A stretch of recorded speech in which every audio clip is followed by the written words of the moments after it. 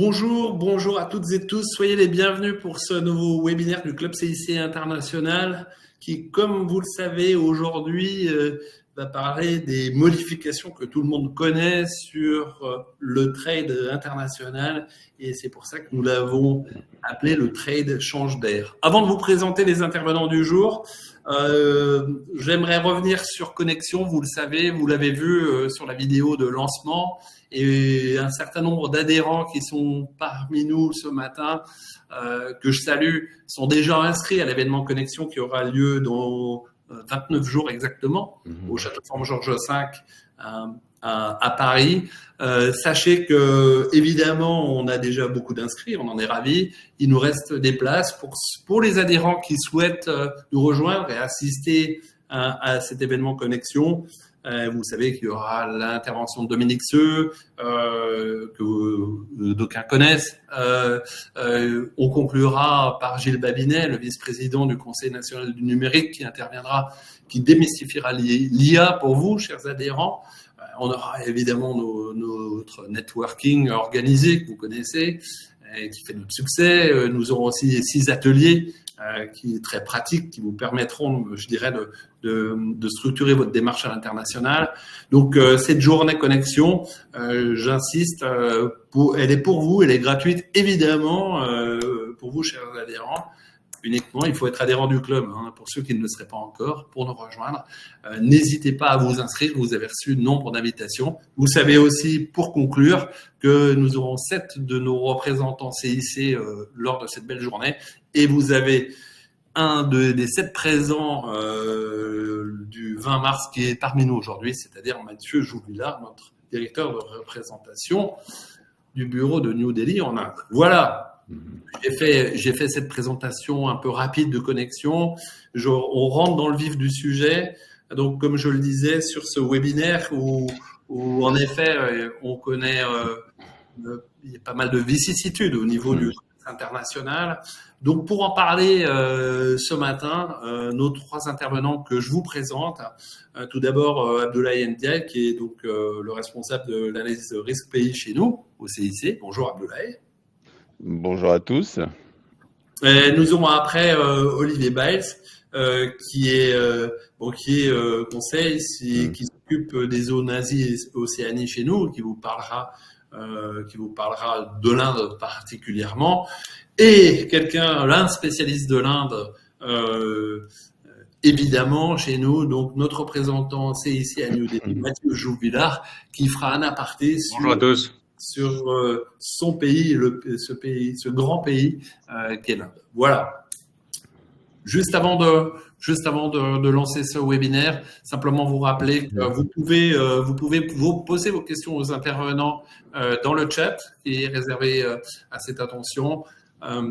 Aux alentours de 11h45, 11h50, quand nos intervenants auront terminé, on tâchera de répondre à vos questions. Si jamais on n'avait pas répondu à vos questions, si on n'avait pas le temps, évidemment, on se chargera de vous recontacter, vos chargés d'affaires, entreprises ou CI vous recontacteront pour voir les questions qui resteraient en suspens. Voilà. Sans plus attendre, nous rentrons dans le vif du sujet et tout de suite, je cède la parole à Abdoulaye pour une présentation, je dirais, un panorama global. Merci Pascal.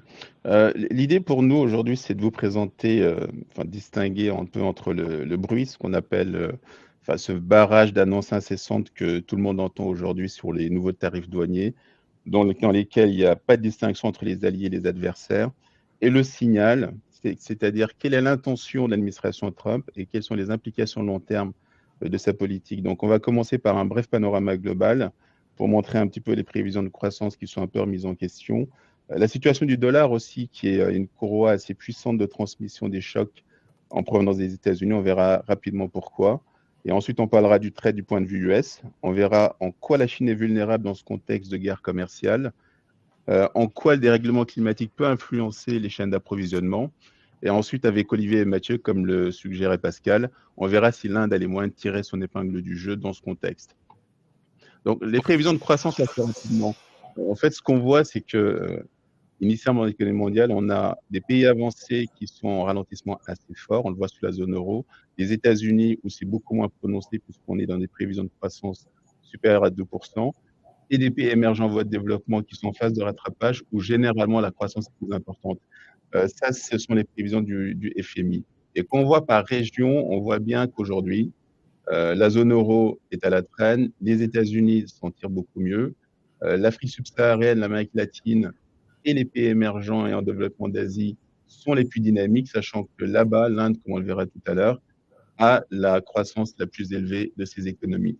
Mais aujourd'hui, le principal sujet qu'on a, j'ai mis ce graphe, hein, c'est l'évolution du dollar. Quand ça monte, ça veut dire que le dollar est beaucoup plus puissant par rapport à d'autres monnaies. Et on voit ici, quand vous regardez l'élection de Donald Trump vers la fin, on voit qu'il y a une appréciation du dollar assez forte. Et ça a des conséquences importantes pour l'économie mondiale. Pourquoi? Parce que déjà, pour l'inflation importée, la majorité des matières premières, notamment le pétrole, sont libellées en dollars. Et ça a une conséquence très, très importante pour les pays émergents. Donc, on a essayé ici, hop, donc le dollar. Donc, on le voit, hein, il n'y a que en Europe où le dollar représente une minorité de la facturation dans l'exportation. Donc, c'est cette courroie de transmission-là qui fait que l'administration Trump, ces mesures étant considérées comme étant inflationnistes, donc renforce le dollar et ça peut impacter assez fortement les autres économies émergentes principalement. Donc ça, c'est les réserves de change, mais je ne m'attarde pas dessus. Mais ici, c'est assez intéressant. Donc, quand on le voit, donc, vous avez tout en bas la dette publique sur le PIB de 2024, chiffre du FMI, et ici la dette externe. Pourquoi la dette externe?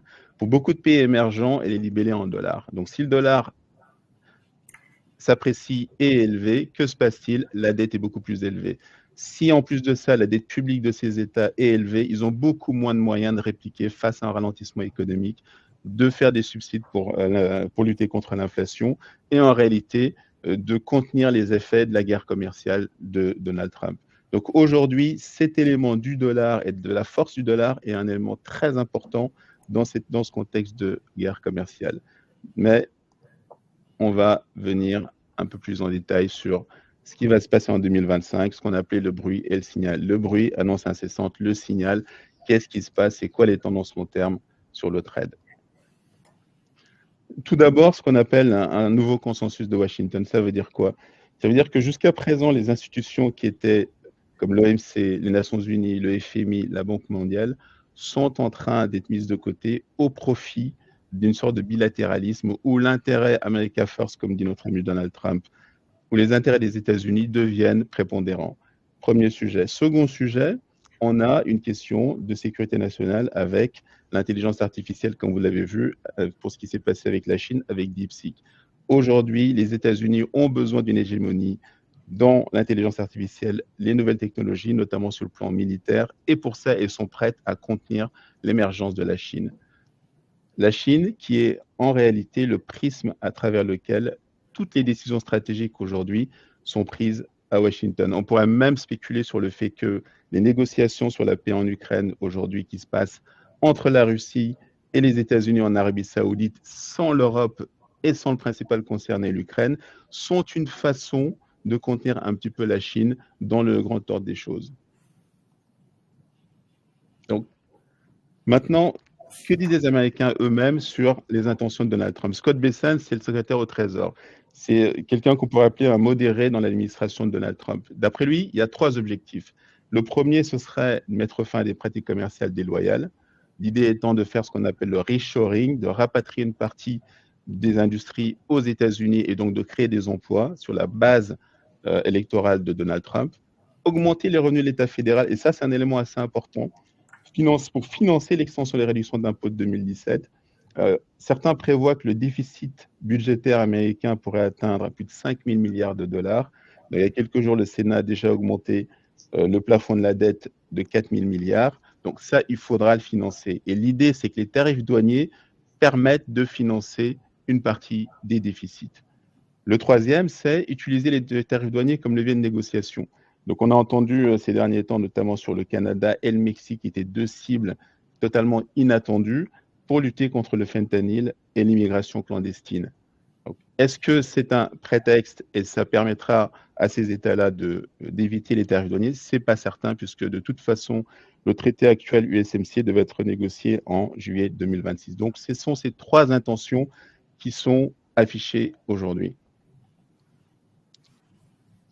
Pourquoi les États-Unis sont en position de force? Tout d'abord parce que le trade a un moindre impact pour l'économie US. Quand on regarde ici, ça représente à peine 25% de l'économie américaine, qui fait à peu près 28 000 milliards de dollars, je le rappelle, sachant que la Chine est autour de 20 000 milliards de dollars. On voit que la Chine, malgré tout, le trade représente à peu près un tiers, un peu plus d'un tiers de l'économie chinoise. Donc ça a l'air relativement faible par rapport au reste du monde, mais il y a un peu ce qu'on appelle l'effet ruissellement, c'est-à-dire que vous allez avoir la partie export, mais il y a tout un écosystème qui tourne autour de cette partie export. Et ça crée des vulnérabilités dans l'économie dont la Chine a conscience, mais contre laquelle elle a très peu de marge de manœuvre. Il y a des prévisions aujourd'hui sur notamment la partie sur la zone euro. On pense on a vu tout à l'heure que les prévisions, c'était à peu près 1,1 point de croissance. On serait quasiment à 1 point de croissance en moins si les tarifs douaniers n'étaient pas ciblés aujourd'hui. Donc tout le monde a vu hier, les annonces étaient automobiles, les puces, il y a eu l'acier et l'aluminium notamment, mais que ce soit l'acier ou l'aluminium, c'est plutôt le Canada qui aujourd'hui est une des principales cibles. Donc quel est le dilemme? Quand on voit en rouge ici, ce sont les pays qui seraient le plus à risque, où il y a à la fois un excédent commercial vis-à-vis des États-Unis et des tarifs douaniers plus élevés. On a en plus, pour ce qui nous concerne aujourd'hui, c'est-à-dire la zone euro ou l'Europe, l'administration Trump veut, pour calculer le différentiel de tarifs douaniers, inclure la TVA. Donc si on met la TVA en plus, là on arrive à des niveaux assez abyssaux en termes de déficit. Mais chacun envoie des signaux de bonne volonté. Donc aujourd'hui, les principaux pays, in fine, c'est la Chine, l'Inde, 45 milliards, sachant que Narendra Modi était aux États-Unis il y a encore quelques jours, je crois qu'il y est toujours, me semble-t-il, avec des annonces notamment sur l'achat de gaz pour compenser cet excédent commercial avec les États-Unis. L'Union européenne, on a 205 milliards de dollars et en particulier l'Allemagne, aujourd'hui, qui est vulnérable en plus à la compétition chinoise, et le Vietnam qui est un des pays qui a le mieux profité de cette stratégie qu'on appelle Chine plus 1. Mais encore une fois, même malgré ce contexte-là, les pays amis ne sont pas en reste. Maintenant, un des sujets assez forts qui se pose aux États-Unis, c'est le trade a appauvri les États-Unis. À cause de ça, il y a une désindustrialisation. Mais quand on regarde les faits, on a fait quelques choix de pays. Quand vous regardez le PIB par habitant, c'est-à-dire la richesse d'un pays, par rapport au taux moyen des droits de douane, est-ce qu'il n'y a pas une corrélation entre l'ouverture au trade et la richesse du pays? Et là, on le voit bien, les États-Unis, avec un PIB par habitant parmi le plus élevé des grandes économies, on voit aujourd'hui qu'ils ont un taux moyen qui est assez proche de 3%. On voit que la Chine, en taux moyen, est un peu plus éloignée des États-Unis, et on voit l'Inde, qui est la 5e économie mondiale, mais qui affiche des tarifs douaniers moyens relativement importants et qui la rend vulnérable un petit peu dans une guerre commerciale, mais on verra pourquoi c'est mitigé tout à l'heure. Où est-ce qu'on en est aujourd'hui et pourquoi on en est là? Première chose, la Chine entend l'OMC en 2001. Et on voit aujourd'hui, c'est un graphe qui me paraît assez puissant pour montrer l'influence de la Chine, c'est les parts de marché de la Chine dans les produits manufacturés. On voit qu'il y a un croisement entre les États-Unis et la Chine à partir autour de la grande crise financière. Aujourd'hui, la Chine, c'est quasiment un tiers de la production industrielle mondiale, ce qui est énorme. Les États-Unis, ça a baissé fortement, mais malgré cela, le PIB américain qui était de 10 000 milliards de dollars, aujourd'hui est à 28 000 milliards de dollars. Donc, il n'y a pas un appauvrissement des États-Unis, mais plutôt une transformation de l'économie, notamment vers les services et la finance en particulier. Donc, aujourd'hui, la Chine a émergé et elle est devenue centrale dans les chaînes d'approvisionnement. Donc, le vrai sujet aujourd'hui, c'est est-ce qu'on peut se passer de la Chine avec des tarifs douaniers importants? Est-ce que la Chine elle-même a les moyens de se passer du commerce international dans les produits manufacturés? Donc, je trouve que ce graphe en dit beaucoup. Ça, on a touché le sujet un petit peu avant. C'est en gros, les déficits commerciaux par rapport aux États-Unis. On le voit aujourd'hui, la Chine, depuis la guerre commerciale, le déficit commercial a tendance à baisser. Par contre, on voit que l'ASEAN, lui, ça augmente. C'est ce qu'on appelle les pays connecteurs. En réalité, ce qui s'est passé après la guerre commerciale, c'est que les exportations chinoises vers les pays de l'ASEAN ont augmenté de façon très, très forte. On atteignait quasiment 1000 milliards de dollars en 2022 avec les pays de l'ASEAN. Et dans le même temps, les pays de l'ASEAN eux-mêmes ont augmenté leurs exportations vers les États-Unis de 89%. Donc, en fait, en réalité, ce que la Chine a fait comme politique, c'est d'exporter, d'utiliser certains pays comme base de production et base d'assemblage pour exporter vers les États-Unis. Et aujourd'hui, par contre, il y a dans l'administration américaine une vraie volonté de lutter contre ce qu'on appelle les pays connecteurs. Et ça, c'est un élément assez puissant qui est en train de redéfinir les circuits du trade, comme on le disait initialement. Ce graphe permet de voir un petit peu sur les principaux produits qui sont exportés par les pays du G20. Donc, on le voit, équipement de transport. On voit le Canada, c'est principalement les minéraux et les produits pétroliers. La Chine, des produits à forte valeur ajoutée, machinerie, équipement électronique notamment. Et là, on voit un petit peu ceux qui sont les plus vulnérables aujourd'hui à une guerre commerciale. Je le disais tout à l'heure, l'Allemagne, on le voit, qui a des excédents assez importants et dans des produits relativement variés. Mais la France est relativement protégée, entre guillemets. De ce côté-là, ce sera purement sectoriel. Mais dans les pays émergents, on le voit, c'est le Mexique, c'est la Chine, aujourd'hui, qui sont les plus vulnérables. Et je m'arrête juste 30 secondes sur le Mexique. Le principe de l'accord qui était NAFTA auparavant et USMCA aujourd'hui, c'était de dire qu'il y a une conjonction de trois choses. Pour le Canada, les ressources naturelles. Pour le Mexique, la main-d'œuvre à bas coût. Et les États-Unis, l'innovation et le capital. Et aujourd'hui, ça n'a aucun sens de remettre ça en question. Donc l'idée, ce ne serait pas de se tirer une balle dans le pied en mettant des tarifs douaniers importants par rapport à USMCA, mais plutôt d'agir sur la négociation qui est en cours et qui va se faire en juin-juillet 2026, de façon à extraire d'autres concessions de la part de nos amis mexicains et canadiens. Et pourquoi on a parlé de fentanyl et l'administration? Ce qu'il faut savoir également, c'est que les tarifs douaniers, c'est la compétence du Congrès américain. Et ce n'est pas la compétence principe présidentielle. Donc, ce qu'utilise Donald Trump aujourd'hui pour appliquer des tarifs douaniers, c'est ce qu'on appelle l'International Emergency Economic Powers Act, qui permet, dans des situations de danger ou de risque fort ou imminent, d'utiliser les tarifs douaniers et de les appliquer à d'autres pays. Donc, c'est pour ça qu'aujourd'hui, chaque fois qu'on parle de nouveaux tarifs douaniers, on a cette question de sécurité nationale qui se pose aujourd'hui aux US. Donc, ce que demandent les États-Unis, ce serait finalement pour ces différents pays de choisir. Mais quand on regarde aujourd'hui, c'est qui choisir dans le cas d'une polarisation. Dans l'Asie du Sud-Est et Pacifique, on voit qu'il y a un relatif équilibre par rapport aux différents acteurs. On le voit sur l'Amérique latine et les Caraïbes, où c'est les États-Unis qui sont le principal partenaire. L'Asie du Sud, c'est pareil. En Afrique subsaharienne, où on exporte principalement des matières premières, c'est la Chine qui est le premier concerné. Donc, comment choisir dans un contexte de polarisation? Dans ce contexte, quand on a un investisseur aujourd'hui, ça c'est des données de la Banque mondiale, on voit l'index d'incertitude sur le commerce international. On est passé d'environ 30 avant la grande crise financière internationale, on est aujourd'hui à 70. Donc l'index est quasiment à son maximum. Donc face à ces incertitudes, quelle est la vraie cible? La vraie cible aujourd'hui, ça reste la Chine. Je disais dans un des graphes qu'il y a un consensus à Washington, que ce soit chez les républicains ou chez les démocrates, pour considérer la Chine comme le principal adversaire des États-Unis sur le plan stratégique. Mais aujourd'hui, le moins idéologue au final de l'administration Trump, c'est Donald Trump. Que ce soit Mike Waltz, qui est le secrétaire, plutôt le conseiller à la sécurité nationale, ou bien Marco Rubio, qui est le ministre des Affaires étrangères, aujourd'hui, c'est ce qu'on appelle des faucons sur la Chine. Leur vraie cible, c'est de contenir la Chine aujourd'hui. Et la Chine, elle est vulnérable. Pourquoi?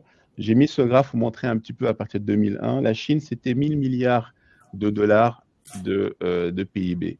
Aujourd'hui, donc 2001, entrée dans l'EMC. Aujourd'hui, on a 18 000 milliards de dollars. On voit le PIB par habitant multiplié par 12. Maintenant, ça s'est fait au prix d'un endettement, que ce soit privé et public, relativement important. Donc, que se passe-t-il aujourd'hui dans le contexte de la Chine? c'est que les exportations ont un énorme poids dans l'économie. Donc, face à une guerre commerciale, bah, la relation avec les États-Unis est totalement asymétrique. Ça veut dire quoi? Ça veut dire que la Chine a de faibles moyens de répliquer. Il y a 10% de droits de douane qui ont été appliqués sur l'intégralité des exportations chinoises vers les États-Unis. Qu'a fait la Chine? Elle a répliqué de façon ciblée et au total sur à peu près moins de 20 milliards de dollars de trade. Je reviens sur ce graphe-là qui est la surcapacité et qui montre un peu pourquoi la Chine est un peu prisonnière de son modèle de développement aujourd'hui. Depuis fin 2018, c'était la guerre commerciale. Les exportations de produits manufacturés ont augmenté de 1000 milliards de dollars, ce qui est énorme. Et on voit en gris, c'est l'immobilier. La Chine a voulu anticiper sur l'extinction de la bulle immobilière, mais en réalité, elle s'est tiré une balle dans le pied de son économie. Pourquoi? Parce qu'il y a eu le Covid, il y a eu Omicron, il y a eu la politique zéro Covid qui fait qu'il a fallu trouver des relais de croissance. Et ces relais de croissance, ça a été les investissements dans les infrastructures, dans les produits manufacturés. Et au final, aujourd'hui, ce sont les éléments les plus sensibles face à une guerre commerciale.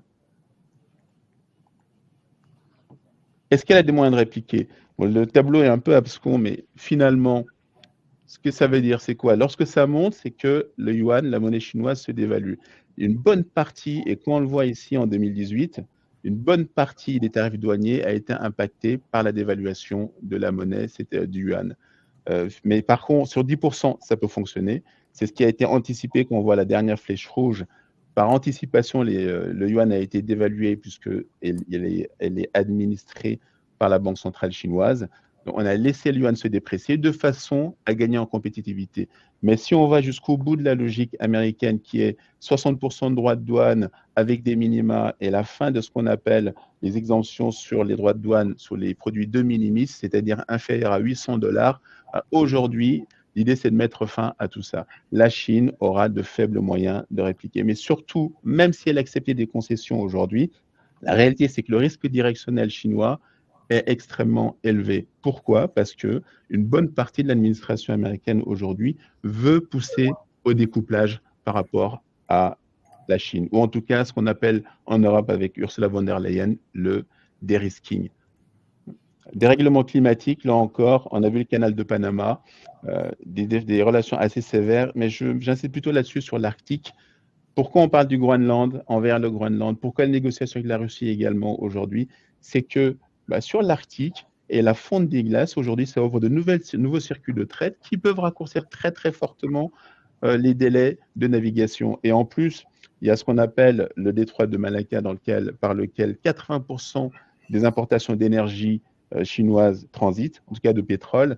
Ça permettrait d'enlever ce goulot d'étranglement puisque là, il y a une contestation américaine sur la zone avec les Philippines, l'Indonésie, Singapour, qui permettrait d'avoir un goulot d'étranglement et de limiter l'influence de la Chine dans ce domaine-là. Donc la Russie aujourd'hui détient une bonne partie des cartes pour le passage vers ce qu'on appelle la route de la mer du Nord.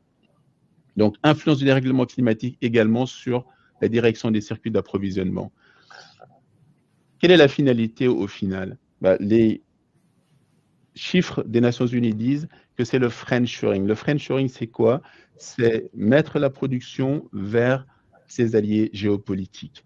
Le nearshoring, c'est par exemple le Mexique. On rapatrie la production proche du territoire sur lequel on est. Et quand on voit les chiffres, c'est bien le friendshoring, les alliances géopolitiques qui sont la clé lorsqu'on veut rapatrier la production. Même si Donald Trump aujourd'hui agit contre des pays amis, ce qu'il faut savoir, c'est que depuis Obama et ensuite Biden et Trump en 2016 spécialement, les États-Unis sont en train de pousser à ce que les circuits d'approvisionnement aillent vers des pays amis et des pays tiers. C'est pour ça qu'on a pensé qu'aujourd'hui, l'Inde est une alternative. Mais je vais aller sur juste ce graphe-là. Est-ce que l'Inde, en quoi elle est une alternative et comment elle peut être une alternative? Regardez les exportations chinoises et leur évolution depuis 1995 à 2022 et les exportations indiennes depuis 1995 à 2022. Ce qu'on voit, c'est que l'Inde, pour l'instant, ce sont les services qui sont en train de totalement étouffer l'activité industrielle, même si, et je pense que nos amis Olivier et Mathieu vont nous en parler, les stratégies Make in India, Production le PLI notamment, ont des initiatives de façon à ce que les autres pays, dans le contexte du choix de Chine plus 1, puissent rapatrier leur production vers l'Inde. Ce n'est pas une partie gagnée, il y a du boulot, mais en réalité, le pays qui a l'effet de taille, la population, 1,4 milliard d'habitants, avec des contraintes structurelles, mais un potentiel géopolitique fort parce qu'il fait partie du Quad, c'est l'Inde. Et ce qui me permet de passer la parole à nos amis Olivier Et Mathieu. Et Mathieu avec 3 minutes d'avance, je crois. Merci Abdoulaye, merci pour ce panorama très intéressant. Évidemment, vous pouvez poser des questions à Abdoulaye et Olivier et Mathieu quand vous le souhaitez. Et je te remercie pour ce concept. Je pense que nos adhérents et nos clients l'ont découvert aussi de friendshoring et j'avoue que le concept est pour le moins intéressant. Voilà.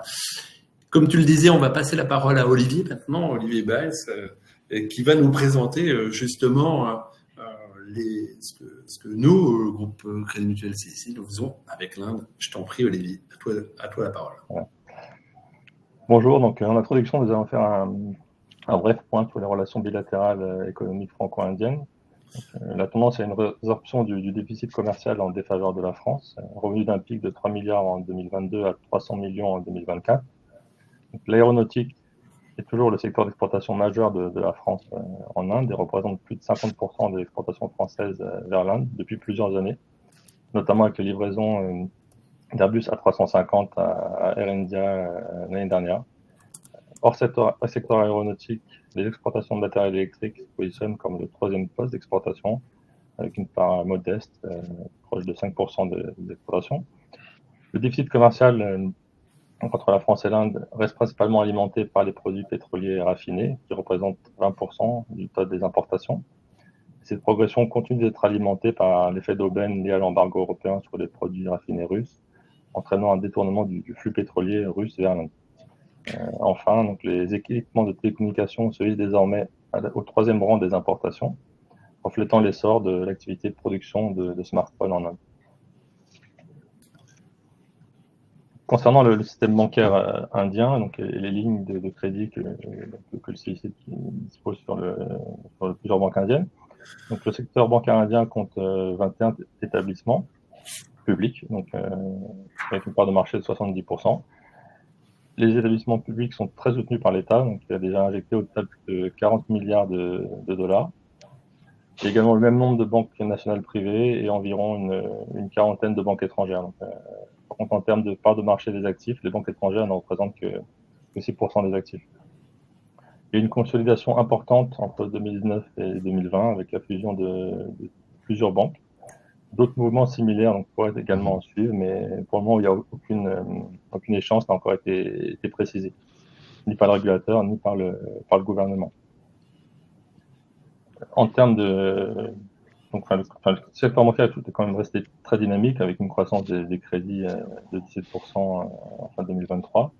Et il y a toujours une base de dépôt toujours importante et stable, et également une exposition plutôt modérée en devises étrangères. Le profil de risque des banques indiennes est plutôt favorable, avec une amélioration des ratios bancaires qui se poursuit grâce à diverses mesures de soutien mises en place par le gouvernement. La qualité des actifs s'améliore graduellement.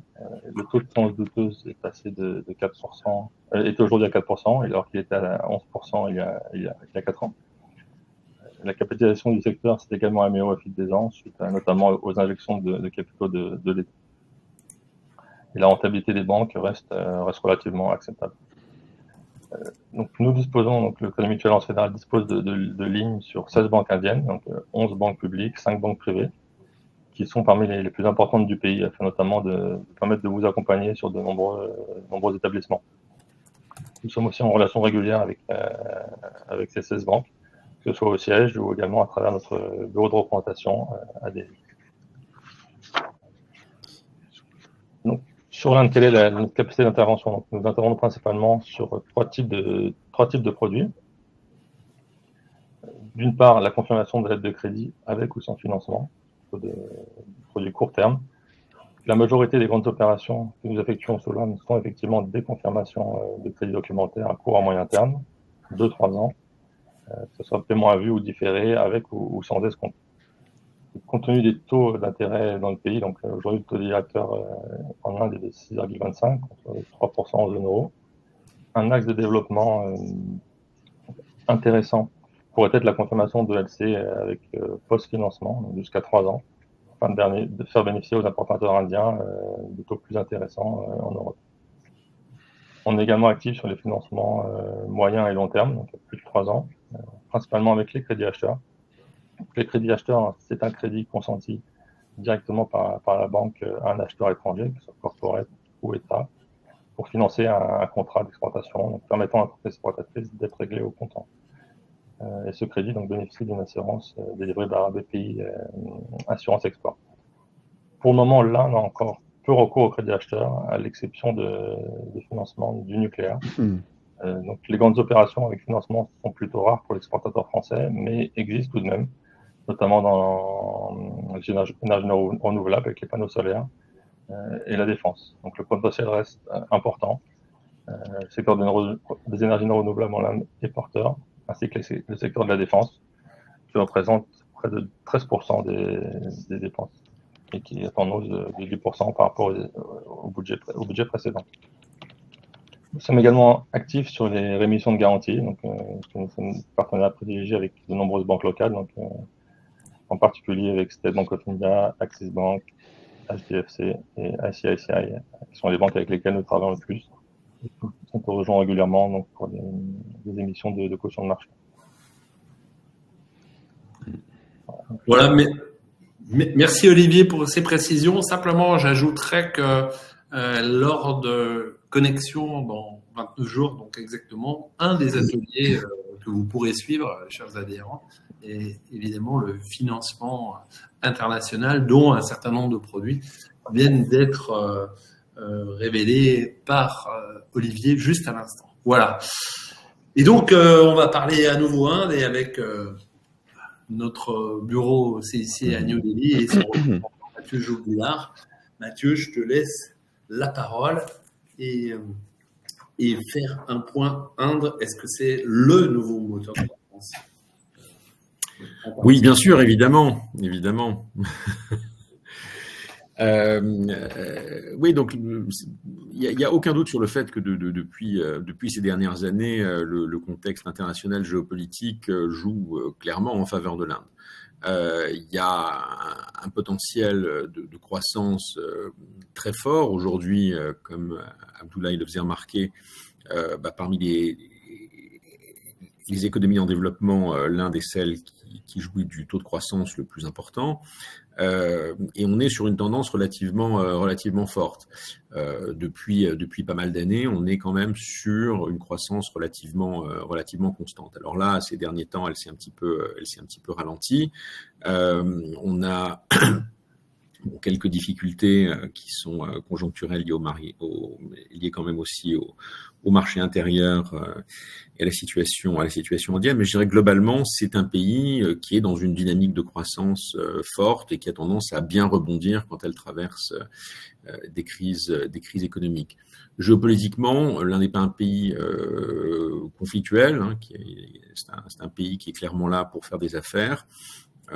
Et qui essaye en général d'avoir de bonnes relations avec ses alliés, même si elle essaye bien sûr de ménager la chèvre et le chou de manières qui ne sont pas forcément simples, comme on va le voir un petit peu plus tard.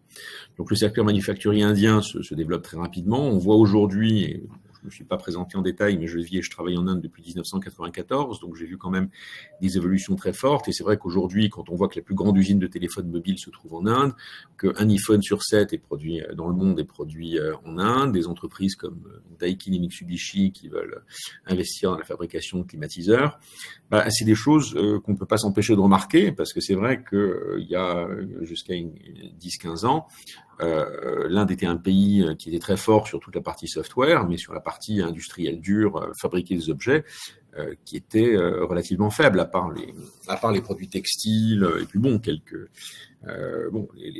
des pièces automobiles, du petit outillage. Enfin, il y avait quelques secteurs industriels qui étaient développés, sur lesquels l'Inde exportait, mais qui étaient globalement, l'Inde n'était pas une puissance manufacturière. Le Make in India, c'est pas un programme nouveau. Depuis toujours, l'Inde suit le modèle de la Chine, avec un petit peu je dirais, de colère souvent. Hein. La Chine n'est pas un modèle positif pour l'Inde. Les relations entre les deux pays sont tendues, mais malgré tout, c'est le modèle que l'Inde voudrait suivre. Donc bon, je ne vais pas m'attarder sur les investissements de Daikin, mais je crois que c'est intéressant de voir qu'il y a quand même des investissements très importants qui sont prévus. Mitsubishi également. Ça, je vais passer quand même un petit peu vite. Il faut noter que l'Inde est un marché qui est finalement moins dépendant de la Chine, moins dépendant du contexte international que la Chine. La croissance indienne est très ancrée dans le développement du marché intérieur. En plus, même si la balance commerciale de l'Inde est chroniquement déficitaire, en particulier due aux importations de pétrole, l'Inde est, enfin en tout cas jusqu'à la fin de l'année dernière, était le premier acheteur mondial de pétrole russe, et donc c'est des achats qui sont globalement calibrés en dollars, donc une dépendance un petit peu moins forte par rapport aux fluctuations internationales du dollar. Et c'est important parce que l'Inde, effectivement, pour financer sa croissance, a besoin aussi a des besoins énergétiques qui sont importants, pour nourrir sa croissance.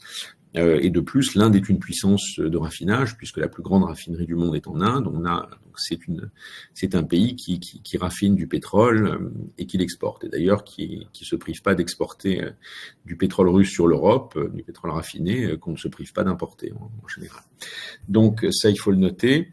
Et donc il y a effectivement une urbanisation rapide avec une consommation intérieure qui devrait quadrupler d'ici 2030, donc avec quand même des perspectives très importantes en termes de marché. C'est un environnement aussi innovant, et ça, c'est quelque chose de nouveau qui s'est vraiment développé ces 10 dernières années. Les programmes comme Make in India, Skill India, Digital India, mais aussi le programme Atmanirbhar Bharat, qui signifie Inde autosuffisante, qui aussi interdit aux administrations d'acheter des produits étrangers si elles peuvent sourcer leurs produits localement. Donc, qui ferme quand même la porte à tous les marchés publics aux entreprises étrangères, à moins d'investir localement dans des unités de production.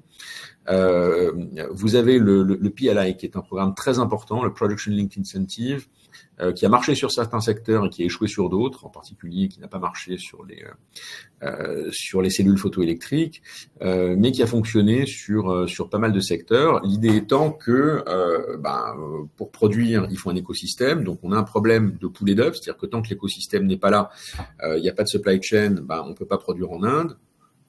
Et comme on ne produit pas, l'écosystème ne se construit pas.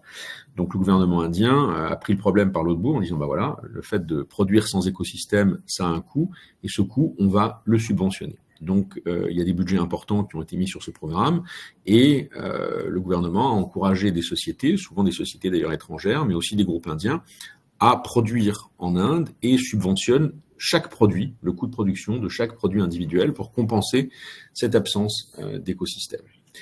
Et aujourd'hui, quand on voit aussi sur l'aspect innovation, l'Inde est le 3e pays au monde en matière de nombre de licornes, d'accord, donc de start-up valorisées à 1 milliard ou plus, avec une évaluation combinée de 345 milliards de dollars, d'accord, 94 milliards de dollars de capitaux levés, 60% qui ont atteint le statut de licorne en 2021-2022.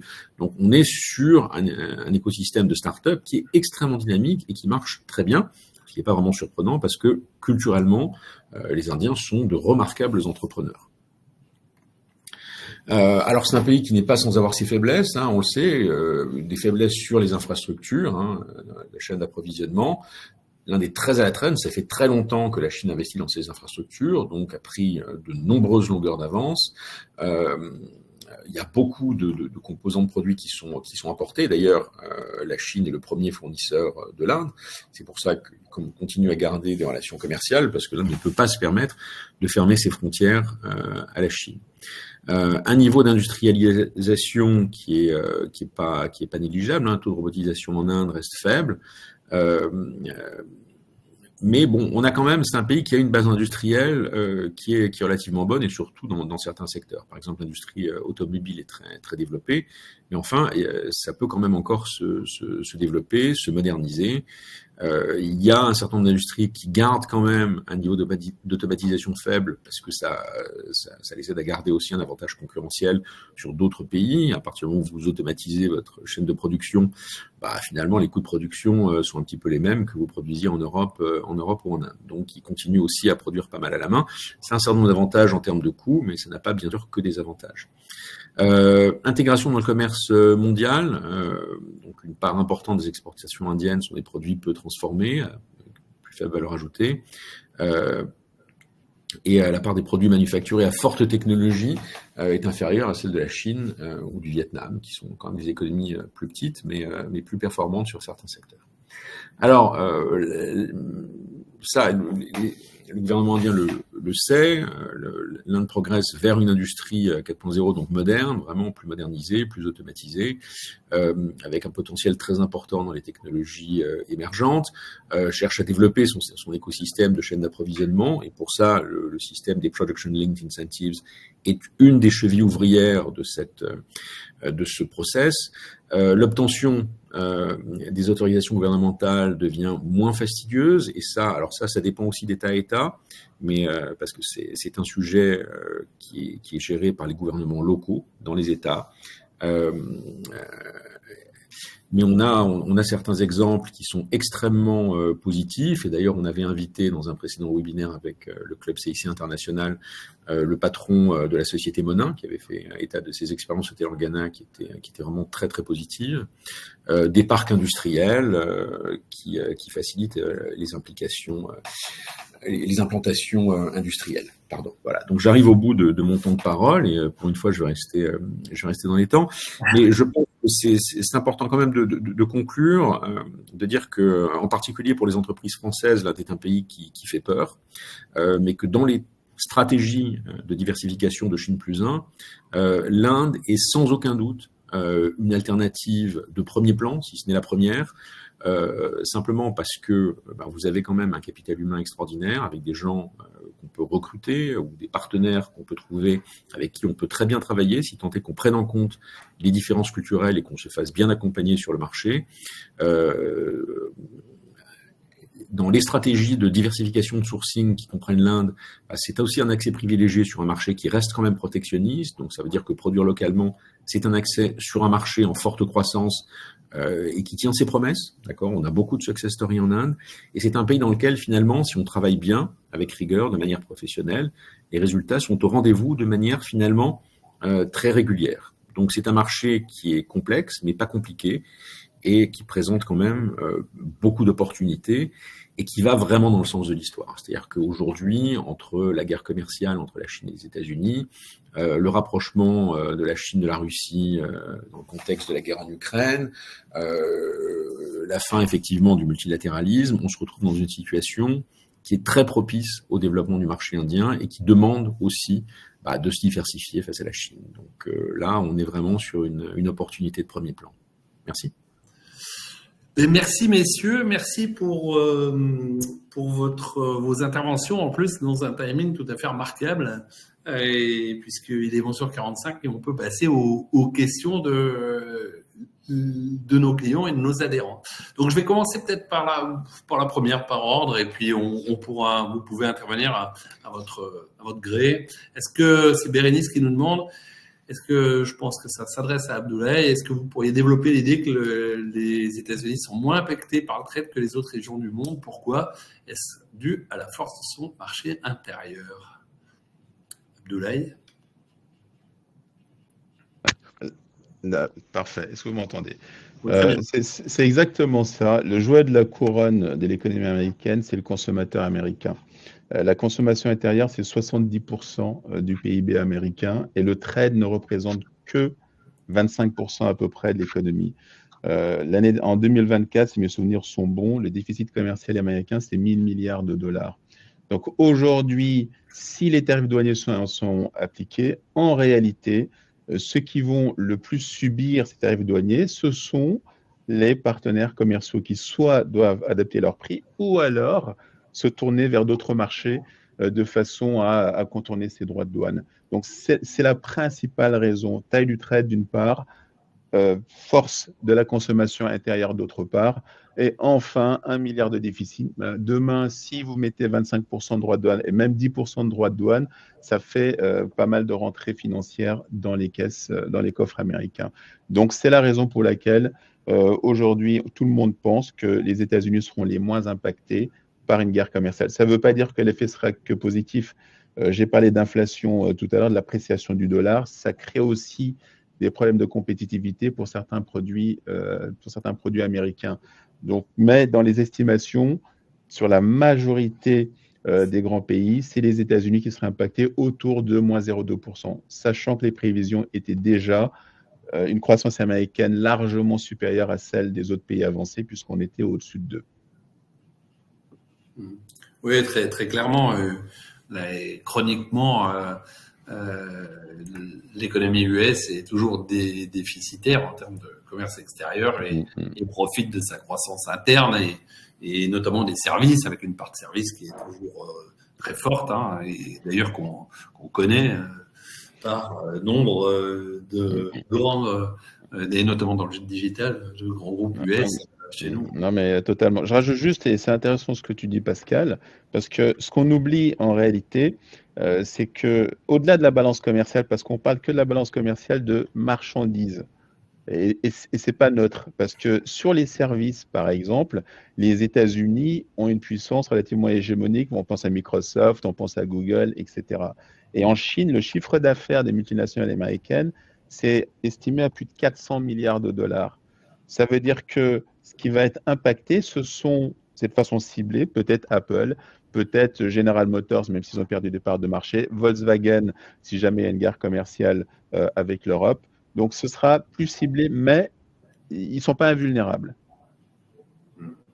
Et d'ailleurs, une petite aparté dessus, quand on regarde les niveaux du commerce extérieur français ou européen, c'est souvent, et on pourrait y revenir pour réorganiser un webinaire dessus, c'est souvent des éléments qui échappent parce qu'on regarde que la balance des biens. Et il y a des services, bien sûr, et il y a même aussi des transferts financiers entre les États qui jouent un rôle important. Et nous, dans le modèle français, on se flagelle souvent, même s'il y a bien mieux à faire, mais c'est un modèle avec implantation et donc les flux financiers sont importants aussi. Mais on pourrait y revenir et on s'éloigne un peu des questions qui sont posées dans le chat. Voilà. Merci Abdoulaye. Une autre question de Yuan Kun qui, je crois, nous rejoindra le 20 mars et que j'aurai le plaisir de saluer à cette occasion. Est-ce que ça ouvre davantage d'opportunités entre l'Europe et la Chine? Est-ce qu'il y aura un basculement, selon toi, Abdoulaye, entre... C'est difficile à dire. Avant Trump, ce qui est en train de se passer, c'était plutôt un rapprochement entre les États-Unis et l'Europe autour de la notion de dérisking, c'est-à-dire de diminuer les risques dans les chaînes d'approvisionnement parce que Covid, parce que les outils, notamment en mer Rouge. Donc, il y avait un rapprochement sur il faut contenir la Chine et il faut que l'Europe protège aussi ses marchés de l'invasion des produits chinois et de la fameuse surcapacité, notamment sur l'automobile. Donc, l'Europe a ses enjeux aujourd'hui vis-à-vis de la Chine, qui est, il y a un marché intérieur à protéger face à une Chine qui, quand on regarde les parts de marché, ce qui la distingue, et je crois que je l'ai montré quand j'ai parlé de l'Inde et de la Chine, j'ai comparé les exportations, la Chine, elle est avec des parts de marché importantes sur quasiment toute la chaîne de valeur. Produits à forte valeur ajoutée, produits à faible valeur ajoutée, etc. Donc, il est en concurrence frontale avec l'Europe sur certains produits. Mais, donc, à mon avis, il n'y aura pas tout d'un coup un rapprochement entre la Chine et l'Europe parce que l'Europe aussi a besoin de faire du dérisking, l'Europe aussi a besoin de protéger son marché intérieur. Et je pense que dans une négociation avec les États-Unis, ce sera plutôt purifier, entre guillemets, les chaînes d'approvisionnement vis-à-vis de la Chine pour protéger les produits européens qui iront vers les États-Unis, plutôt que l'inverse. Mais je pense que la plaque tectonique qui est en train de faire bouger Donald Trump, c'est qu'au final, quand on comprend que personne n'est à l'abri, là où l'Europe aurait peut-être fait deux pas vers les États-Unis, elle ne fera plus qu'1,5 parce qu'elle sera vulnérable au changement d'administration et au changement de politique. Et je réponds juste à la question, on change d'avis tous les jours, un jour c'est 10%, l'autre 20%, puis l'annule revient dessus. C'est ça le bruit en réalité. Le bruit, c'est des annonces incessantes. Mais dans le fond, ce qui est en train de se passer, c'est qu'on envoie le message aux investisseurs où, attention, le risque directionnel aujourd'hui, c'est le dérisking vis-à-vis de la Chine, que ce soit en Europe, que ce soit aux États-Unis. Donc, quand vous investissez, si vous investissez en Chine pour la Chine. Mais vos chaînes d'approvisionnement, il faut commencer à considérer des alternatives. Merci beaucoup, Abdoulaye. Merci de ces précisions. On a d'autres questions qui commencent à émerger. Ce sera peut-être pour Olivier, Catherine, que je salue, qui nous demande quel est le niveau de taux pratiqué en Inde ou en d'autres termes, est-ce que les financements internationaux peuvent présenter un intérêt pour les importateurs indiens du fait de ce différentiel éventuel? Je te laisse parler. Oui, tout à fait. C'est vrai qu'il existe un différentiel de taux entre l'Europe, la France et l'Inde. Et donc, il peut être intéressant effectivement de proposer des délais de paiement avec des financements aux importateurs indiens. Parce que consentir des délais de paiement, en fait, c'est parfois déterminant pour obtenir un marché d'exportation. Donc, il y a des produits qui existent, notamment la confirmation de l'aide de crédit avec un post-financement, donc passe au travers d'une banque locale indienne.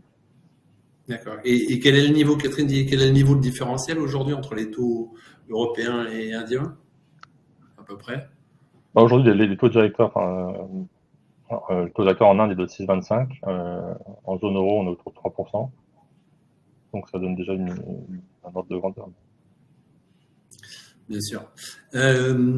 On a donc des questions sur les taux de douane. En effet, l'augmentation, quand on dit 25%, est-ce que c'est 25% de plus qu'aujourd'hui ou c'est plus 25%? C'est en plus aujourd'hui. En fait, c'est les droits de douane qui s'ajoutent. Qui s'ajoutent. Par exemple, pour la Chine, ça a été le cas, puisqu'on partait, c'était 10% supplémentaires aujourd'hui. Sachant que ce que veut aussi Donald Trump, c'est ce qu'il appelle la réciprocité sur les tarifs des droits de douane, ce qui peut un peu changer. La donne, pardon. Mais dans réciprocité, par exemple en Europe, comme je disais tout à l'heure, certains disent il faut peut-être mettre la TVA. Bon, ça changera pas mal la donne. Donc le taux final, personne ne le connaît. Les produits qui vont être ciblés, on ne les connaît pas encore, mais chaque annonce, pour l'instant, c'est plutôt vers des droits de douane supplémentaires, avec l'idée que s'ils s'appliquent, ça permet aussi de faire entrer de l'argent dans les coffres, parce qu'il faut aussi financer le déficit public américain.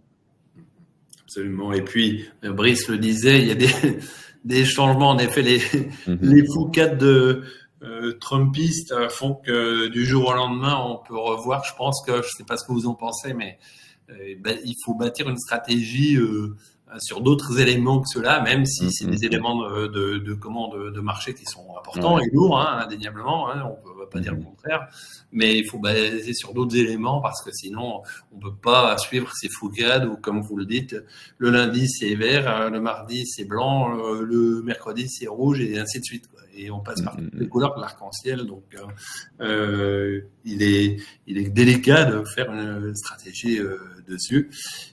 Pour Mathieu, j'ai Jérôme qui nous dit: nous vendons des machines pour l'industrie électronique. Je ne sais pas si tu as vu la question, Mathieu. Nos ventes en Inde sont faibles car nous subissons la concurrence low cost des machines chinoises. Quels arguments faut-il mettre en place sur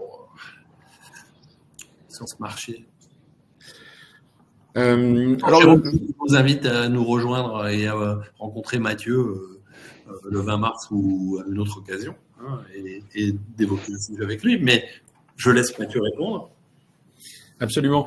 Alors, il n'y a aucun doute sur le fait que le marché indien est un marché de prix sur lequel les acheteurs sont des négociateurs très durs. D'ailleurs, je mentionne que j'ai écrit un livre sur la question, sur la négociation en Inde, que vous pouvez trouver sur le site de la FNAC si vous tapez mon nom, petite minute de pub. Donc c'est vrai que le prix est un facteur très, très important, avec des acheteurs qui sont souvent pas forcément simples en matière d'achat. Par contre, les Indiens sont des acheteurs rationnels et les choses ont changé quand même depuis pas mal d'années. C'est-à-dire que Si vous bâtissez un argument qui est vraiment basé sur le prix de revient du produit, parfois même sur l'ensemble de sa durée de vie, il y a des arguments qui peuvent être entendus, pas nécessairement après par tous les acheteurs, ça sont les lois du marché. Mais je dirais, si vous vous contentez d'arriver en disant, bah oui, je suis plus cher, mais la qualité est meilleure, ça ne sera pas entendu. C'est pas un argument recevable.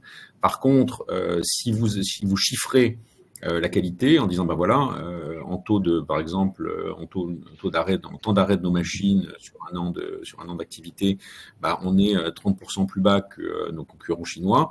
Voilà à peu près ce que va vous coûter une heure d'arrêt de vos machines avec le temps de la remise en route, de la maintenance, etc.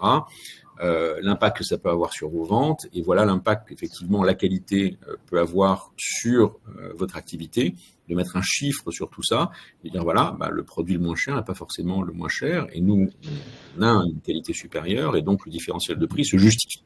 Donc si vous arrivez avec des arguments qui sont très étayés, qui sont solides, et qui tiennent la route, qui prennent en compte le contexte indien, vous avez des possibilités d'être entendu. Vous ne serez pas sur l'ensemble du marché. Vous avez encore une partie importante du marché qui ira systématiquement vers les équipements les moins chers et après qui bricolera derrière pour ajuster.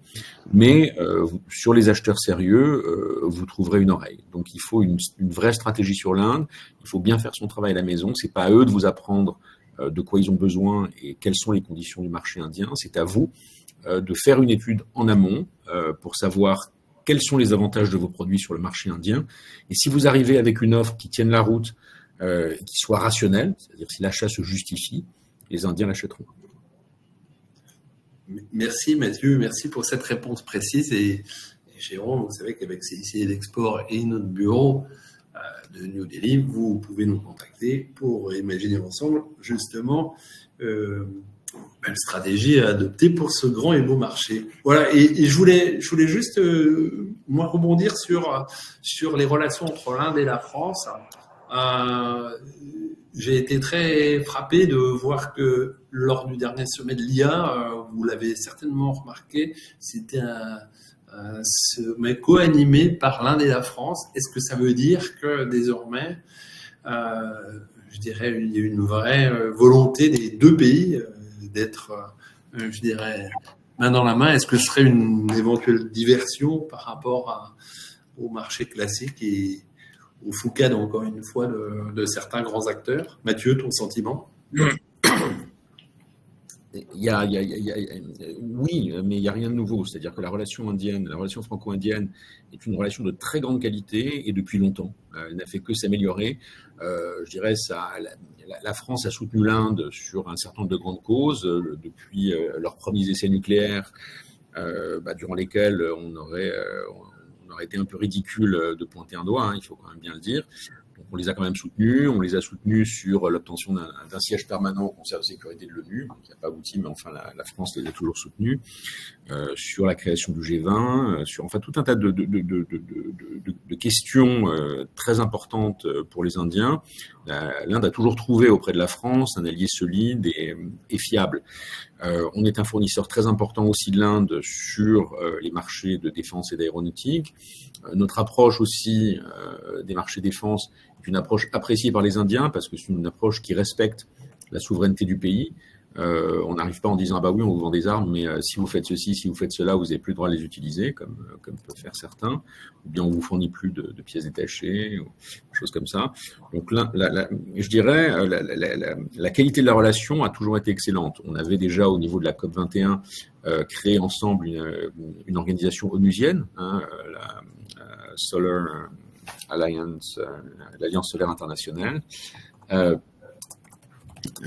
Donc, je veux dire, il y a quand même régulièrement des initiatives comme celle-ci. Quand on s'est fait aussi un petit peu avoir sur le pacte AUKUS signé entre les Australiens, les Anglais et les Américains, Emmanuel Macron s'est immédiatement retourné vers l'Inde pour développer un partenariat, pour mettre en place sa stratégie Asie-Pacifique, qui est donc vraiment ancrée sur le partenariat France-Inde. Donc, c'est un partenariat qui a lieu à tout un tas de niveaux, mais avec une relation qui est de toute façon au beau fixe, même si sur les questions de négociation commerciale, ça peut aussi parfois chauffer, mais bon, ça c'est de bonne guerre. Bon, eh bien messieurs, merci beaucoup, merci pour vos présentations. Je crois que, comme le disait Frédéric dans le chat, ces clarifications étaient nécessaires. Merci Abdoulaye, Olivier et Mathieu pour vos présentations. Chers adhérents, dans 29 jours, je vous attends.